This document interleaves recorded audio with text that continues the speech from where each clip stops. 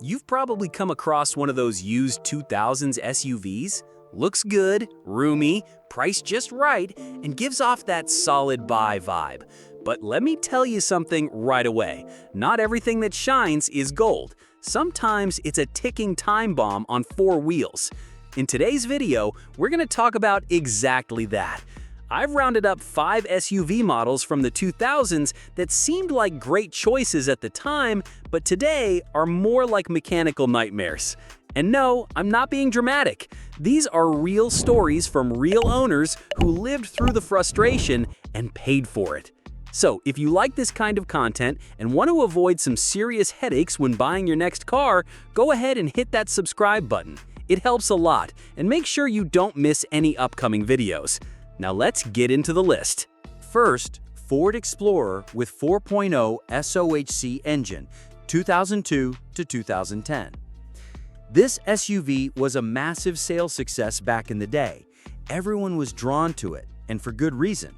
It looked tough, had a spacious interior, a powerful engine, and that bold road presence people love in an SUV. But what seemed like a dream quickly turned into a money pit. The real problem here was the 4.0 SOHC engine, which had a timing chain placed in the rear of the engine. Yes, the rear. When that chain started failing, which was more common than you'd think, fixing it required removing the entire engine. Talk about overcomplicated and expensive. And to make matters worse, the 5R55 automatic transmission had a nasty habit of dying suddenly, without warning.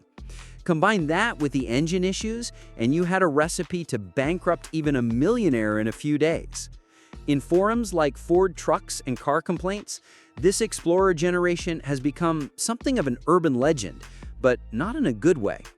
Even if you see one in great shape and at a tempting price, take my advice, walk away.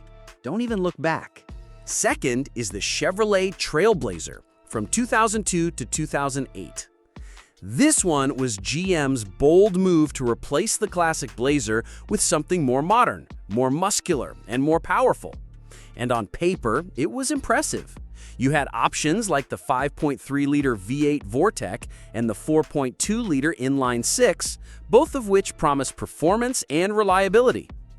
But in reality, things didn't go so well.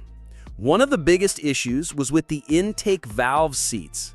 They could fail unexpectedly and cause massive engine damage, often before 75,000 miles. And then there were electrical problems. The window switch, for example, had such a high failure rate, it triggered a recall due to fire risk. As for the interior, it aged horribly. Panels came loose, plastic parts broke, and the whole cabin looked like it had been through a war after a few hot summers. In forums like Trailboy and GM Trucks, you'll find endless rants from disappointed owners. People who thought they were upgrading, but instead ended up with constant repairs and regrets. GM cut too many corners, especially after the early production years. It's just not worth the risk today. Third, Jeep Grand Cherokee with 4.7 V8 engine, 2000 to 2001. This generation of the Grand Cherokee had all the looks. It had that premium SUV vibe, a luxurious interior for its time, 4x4 capability, a powerful V8 engine. What more could you want? Well, you'd want reliability, and that's where things fell apart. The 4.7-liter V8 engine from Mopar was infamous for being extremely sensitive. It overheated easily, had recurring head gasket issues, and the cooling system acted like it had trust issues. Any mistake, and it would throw a tantrum. Jeep forums and Reddit are filled with horror stories of owners who spent small fortunes fixing this engine. Some had to rebuild half the motor before even reaching 90,000 miles, and that's not a rare case. So as tempting as this Grand Cherokee might look today, clean lines, powerful specs, 4x4, it's a gamble. Unless you've got deep pockets and enjoy spending weekends at the mechanic shop, you're better off skipping this one. Fourth, Jeep Liberty, 2007 to 2010, and Dodge Nitro.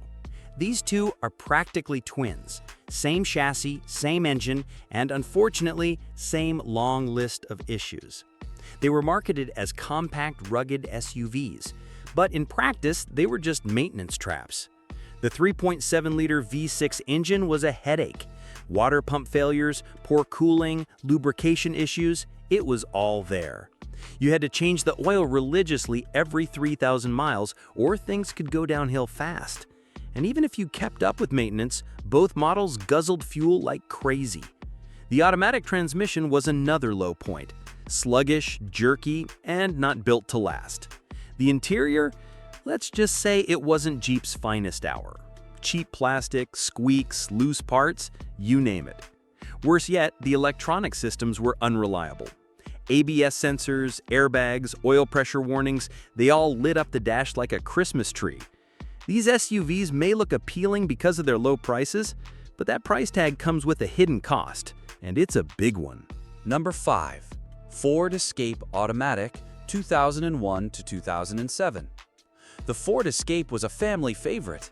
A loyal, everyday SUV that got kids to school, dogs to the park, groceries home, until it started breaking down. The biggest issue was the CD4E automatic transmission. It suffered from solenoid failures, jerky shifting, and rapid internal wear. Repairs were costly and often short-lived. But the real danger was the front subframe. It had a nasty tendency to rust so severely that it could snap mid-drive. Yes, you heard that right. That meant total failure of suspension and steering right on the road. And to top it off, the PCM, the engine and transmission control module, frequently overheated and failed. When it went, the whole car shut down. The Escape was once popular, and many people remember it fondly.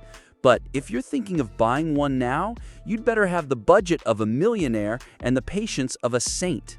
Buying a used SUV can seem like a great deal, and many times it is. But it can also be a trap if you don't do your homework.